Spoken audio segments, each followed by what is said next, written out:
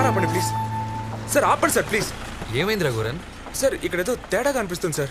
ఏం తేడా కనిపిస్తుంది సార్? ఈ కాలమ్స్ ఇక్కడ రాకూడదు సార్. కావాలంటే ప్లాన్ చూడండి. ఏది చూద్దాం చూద్దాం. అవును, అసలు ఇది నా ప్లానే కాదు సార్. నా ప్లాన్ ప్రకారం ఇది లేదు సార్. నా ప్లానే వేరు సార్. చూడండి సార్, కన్స్ట్రక్షన్ ఎంత తేడాగా జరుగుతుంది సార్. ఎక్కడో తప్పు జరుగుతుంది సార్. Government project sir. ఎంత డబ్బు సార్. నేను ఎండికి ఏం సమాధానం చెప్పాలి? వీటన్నిటికీ ఇన్ఛార్జ్ జగన్, అతన్ని అడుగుదాం పదండి. మిస్టర్ జగన్, నేను మీకు ఇచ్చిన ప్లాన్ ఏంటి? మీరు ఎగ్జిక్యూట్ చేస్తున్న ప్లాన్ ఏంటి? సార్ మీరు ఇచ్చిన ప్లాన్ నే ఎగ్జిక్యూట్ చేస్తున్నాం. ఏంటి నేను ఇచ్చిన ప్లానా? ఇదిగో ఇదే నేను ఇచ్చిన ప్లాన్. దీనే ఫాలో అవుతున్నారా? సార్ నాకు మీరు ఇచ్చిన ప్లాన్ ఇది కాదు. రేయ్ ఆ ప్లాన్ ఇది తీసురా. సార్ ఇతను ఇది మీరు ఇచ్చిన ప్లాన్. హలో, ఇది నా ప్లాన్. ఇది నా ప్లాన్ కాదు సార్. నేను ఇవ్వలేదు. ఏంటి వేషాలు వేస్తున్నావా? ఎవరు వేషాలు వేస్తున్నారు సార్?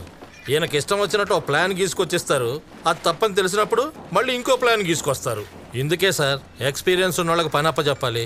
ఇంత పెద్ద ప్రాజెక్టునే ఇలాంటి పిల్లకాకుల చేతిలో పెడితే ఇలాగే అవుతుంది. మర్యాదగా మాట్లాడు జగన్, లేదంటే చైర్మన్ గారు కంప్లైంట్ ఇవ్వాల్సి ఉంటుంది. చైర్మన్ కి భయపడే రకాన్ని కాదు నేను. పంది లేకపోతే తెలియదనే చెప్తాం. జగన్, నేను మీకు ఏం ద్రోహం చేశాను?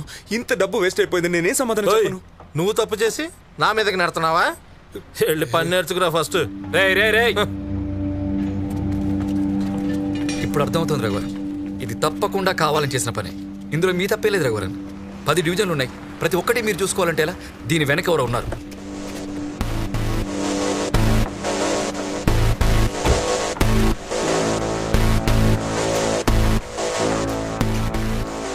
ఏంటి మిస్టర్ రఘువరన్, ప్రాజెక్టులో చాలా తప్పులు జరుగుతున్నాయంట. అందరూ దీని గురించే మాట్లాడుకుంటున్నారు.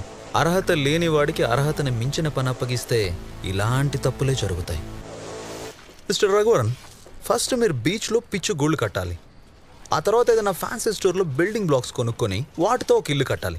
ఆ తర్వాత స్కూల్ టాయిలెట్స్ ఇలాంటి చిన్న చిన్న వాటికి టెండర్లు వేయాలి. అంతేగాని ఒకేసారి 300 కోట్ల రూపాయలు కాంట్రాక్ట్ చేసేస్తానంటే మేము చేతులు కట్టు కూర్చుంటామా? ఇప్పుడు ఏం చేస్తావమ్మా? మొత్తం కట్టిందంతా కూల్చేసి మళ్ళీ తోవి మళ్ళీ ఫౌండేషన్ వేసి ఊహించుకుంటేనే తల తిరుగుతుంది. టైంకి అవుతుందంటావా? పైగా హై క్వాలిటీ సిమెంటు, ఇటుక, ఐరన్ మాత్రమే వాడతారంట. ఓ 30 crores దాకా లాస్ అవుద్దా జగన్? అవుద్ది సార్. 170 కోట్లలో 30 కోట్లు పోతే 140 కోట్లతో ప్రాజెక్ట్ పూర్తి చేయగలరా? ఏమంటావు జగన్? కష్టమే సార్. ఈ ప్రాజెక్ట్ని 200 కోట్లలోపే పూర్తి చేయగలమని మాకు తెలీదా? మరెందుకు 300 కోట్లకు టెండర్ వేసాం? వచ్చాడండి పెద్ద పుట్టింకి. వంశపారంపర్యంగా నిలబెట్టుకుంటూ వస్తున్న వ్యాపారం రాయిదే. నీలాంటి ముష్టెదవల్ని అంత ఈజీగా ఎదగనిస్తావా? మీ లెవెల్కి తగ్గ పని చూసుకోండిరా. నా అర్హతకు మించిన ప్రాజెక్ట్ అని వెనక్కి తిరిగి చూడకుండా వెళ్ళిపో.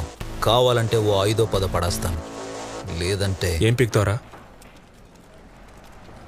ఎరా ఎర్రి పప్ప, ఎటువంటి కష్టం పడకుండా అసలు ఏ క్వాలిఫికేషన్ లేకపోయినా మీ నాన్న ఉన్నోడనే ఒకే ఒక కారణంతో చెమట కూడా పట్టకుండా స్ట్రైట్గా ఎండీ చైర్లో కూర్చున్న నీకేంత పొగరుంటే, అమ్మ నాన్న తిప్పలు పడి స్కూల్ ఫీజు కడితే ఎల్కేజీ నుంచి 10th క్లాస్ వరకు కష్టపడి చదివి పాస్ అయ్యి ఇంటర్లో ఈజీగా ఉన్న గ్రూప్లన్నీ వదిలేసి ఎంపీసీ చదివితేనే ఇంజనీర్ అవ్వగలమని చెప్తే కష్టమైన అదే గ్రూప్ సెలెక్ట్ చేసుకుని ఫిజిక్స్కి ఒక ట్యూషన్, కెమిస్ట్రీకి ఒక ట్యూషన్, మ్యాథ్స్కి ఒక ట్యూషన్ అని రోడ్లు పట్టుకు తిరిగి ఆ ఫీజు కట్టాలి ఈ ఫీజు కట్టాలని అమ్మా నాన్నల్ని హింస పెట్టి బోర్డ్ ఎగ్జామ్లో పాస్ అవడానికి ఫ్లాస్క్లో టీ పెట్టుకుని రాత్రంతా చదివి అలారం పెట్టుకుని పొద్దున్నే లేచి మళ్ళీ చదివి తీరా పాస్ అయ్యాక ఎంసెట్లో ర్యాంక్ రాకపోతే లాంగ్ టర్మ్ కోచింగ్ తీసుకుని అప్పటికీ సరైన ర్యాంక్ రాక అమ్మ నగలు తాకట్టు పెట్టి మేనేజ్మెంట్ కోటాలో సీట్ సంపాదించి తెలుగు మీడియం నుంచి వచ్చిన నాకు ఇంగ్లీష్ అర్థం కాక ఫస్ట్ ఇయర్ నుంచి 4th ఇయర్ దాకా ఉన్న అరియర్స్ అన్ని 4th ఇయర్లో ఒకేసారి క్లియర్ చేసి ఈ సొసైటీలోకి వస్తే ఈ జనమంతా నన్ను ఉద్యోగులేని ఎదవా అని నీచంగా మాట్లాడుతున్న లెక్క చేయక ఉద్యోగం కోసం ఆ ఆఫీసు ఈ ఆఫీస్ అని పిచ్చ కుక్కల 4 ఏళ్లుగా తిరుగుతున్న నన్ను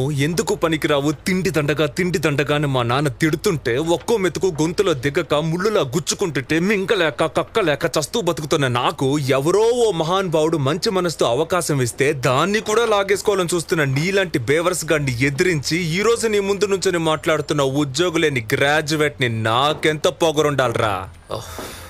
ఏయ్, నిన్నీ ప్రాజెక్ట్ కంప్లీట్ చేయనివ్వకుండా చేసి ఉన్న డబ్బు మొత్తం వేస్ట్ చేయించి ఈ అలగా జనం అంతా నిన్ను చెప్పులతో కొట్టి లాక్కెళ్ళి పోలీస్ స్టేషన్లో పడేసేలా చేయకపోతే అమూల్ బేబీ, ఇంతవరకు రఘువరన్ని విలన్ గానే చూసావు, హీరోగా చూడలేదు కదా.